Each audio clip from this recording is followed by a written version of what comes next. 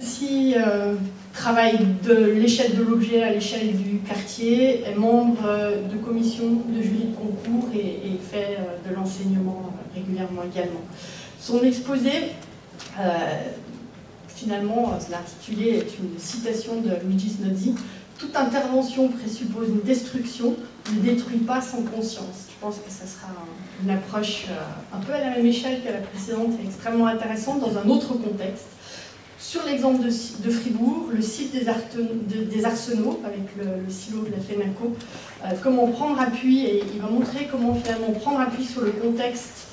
présent, sur ce qui existe, le bâti, y compris si c'est une friche industrielle, pour développer un projet urbain, et que tirer de la confrontation avec l'histoire du lieu. Je présenterai le deuxième membre du binôme fribourgeois tout à l'heure.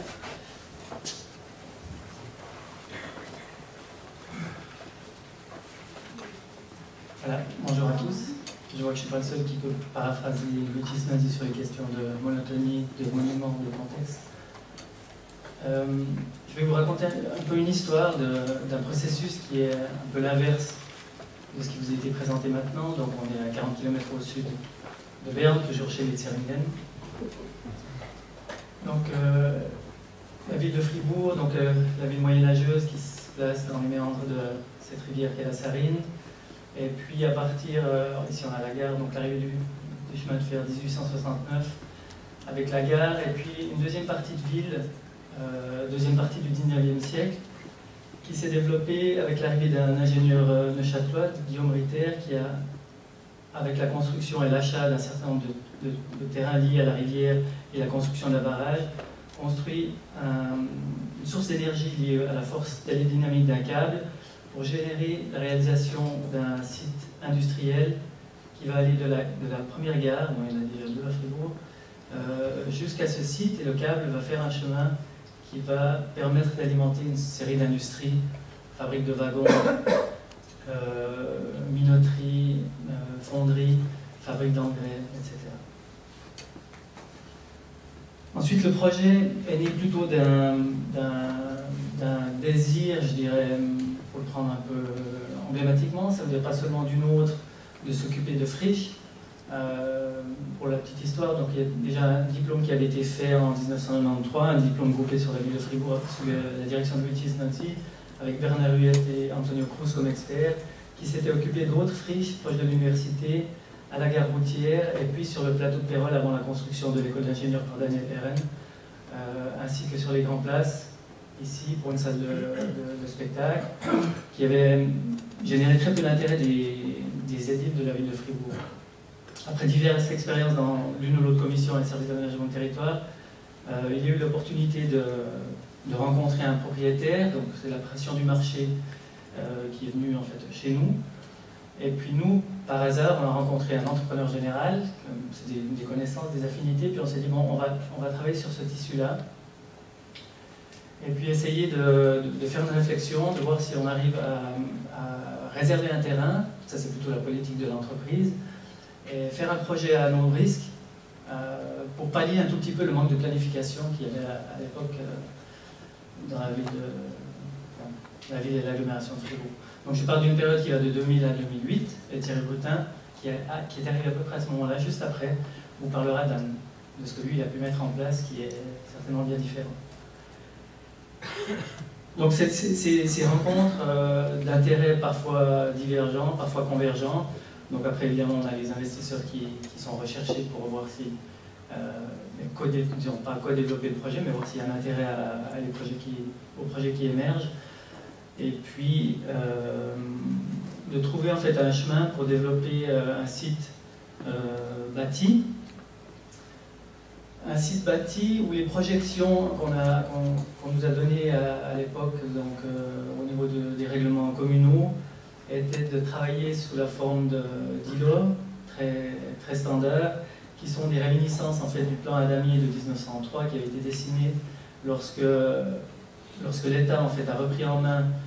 les systèmes d'énergie et introduit l'électricité avec le barrage. On a construit un grand boulevard de la gare jusqu'au site industriel en comblant les ravins. Et donc on a construit ce plan Adamier avec des îlots classiques, des appartements type bourgeois dans les années 40. Et on essaie de reproduire sur le site des friches industrielles le même type ou la même forme urbaine que nous on a jugé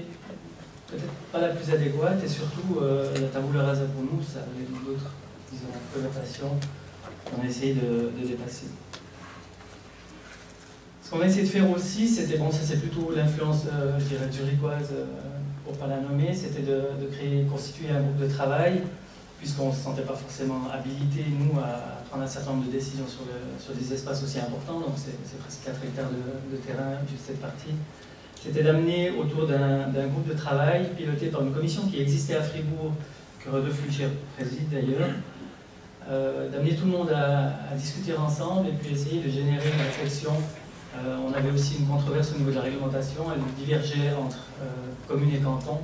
Donc on essayait de profiter plutôt d'un vide juridique et puis d'une mésentente entre canton et commune, c'est pas le seul cas qui existe en Suisse romande, pour générer une autre forme de collaboration.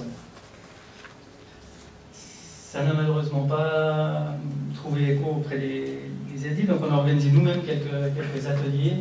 pour essayer de voir quels pouvaient être les enjeux, comment amener les gens à discuter ensemble, et surtout trouver une forme d'aménagement du territoire pour cette partie de friche industrielle qui soit adaptée. Là on voit le plan de la Basse-Route 1904 où on trouve encore ces éléments, donc l'ancienne scierie militaire, la fabrique de wagons, l'arsenal numéro 2 qui aura une certaine importance dans notre projet, l'arsenal principal et la première gare avec la fabrique d'engrais. En même temps, un groupe de travail là, sous la direction de Roger Diner travaillait sur la Magarée à la Zurich, donc on avait plus ou moins la même configuration où le projet là, de Diner et ses collègues était de considérer cette partie de Zurich-West avec ses propres qualités, donc le tissu industriel avec ses irrégularités, ses imperfections, de le prendre tel quel. On a aussi un tracé d'une voie industrielle que je vous présenterai un peu plus tard, et puis de voir quel type de morceaux de ville on arrive à produire avec ces géométries particulières.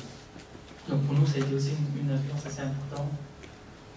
Et un peu un résultat, en guillemets, donc, de ces réflexions de nos mini-ateliers, était de considérer la ville dans son entier, et pas seulement la carte porcelle de la ville moyenâgeuse, mais la valeur du tissu qui va du début du XXe siècle jusque dans les années 60, avec certains objets sur lesquels on a travaillé, avait une véritable, disons, pouvait produire un morceau de ville particulier. Donc on voit cette esquisse, c'est plus forcément la rivière, la ville qui se met dans une méandre de la Sarine, mais la ville qui tout à coup vient prendre en tenaille ce site naturel par ailleurs très bon. Voilà, donc c'est plutôt l'idée de mettre en connexion, c'est le passage en fait du câble depuis le barrage vers le bout de Pérol, et puis on a la cathédrale de Fribourg en relation avec la centrale de chauffe de l'école d'ingénieurs qui sont déjà en dialogue, donc il y avait juste à continuer ce qui était déjà là. Donc après je vous présente c'est un peu des flashs sur le processus de projet, mais non, la confrontation des échelles en tissu industriel et le plan damier des habitations classiques. Donc pour finir, nous on va travailler sur cette parcelle-là. On a commencé pendant 1 année et demie à négocier sur celle-ci, mais le prix du terrain n'a pas trouvé d'accord. L'entreprise générale avec qui on travaillait a mené d'autres discussions, on a pu s'entendre sur ce site-là. La recherche d'éléments de repère, donc bon, à Fribourg il y en a quelques-uns en hauteur notamment, donc on a déjà commencé la banque de Mario-Botta 1981, une tour d'habitation ici au bout de Pérol, le silo sur notre site avec un ancien moulin, le site de Cardinal qui est actuellement en pleine mutation. Un travail sur le contexte, je dirais, avant j'ai peut-être parlé plus du contexte de la société avec ses enjeux, les relations, les forces,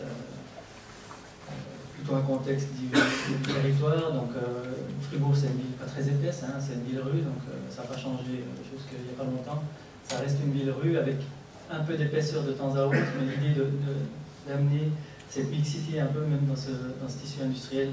dans le cadre de la revitalisation.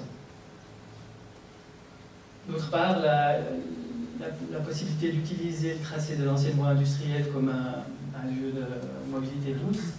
Donc la gare, le site de Miséricorde,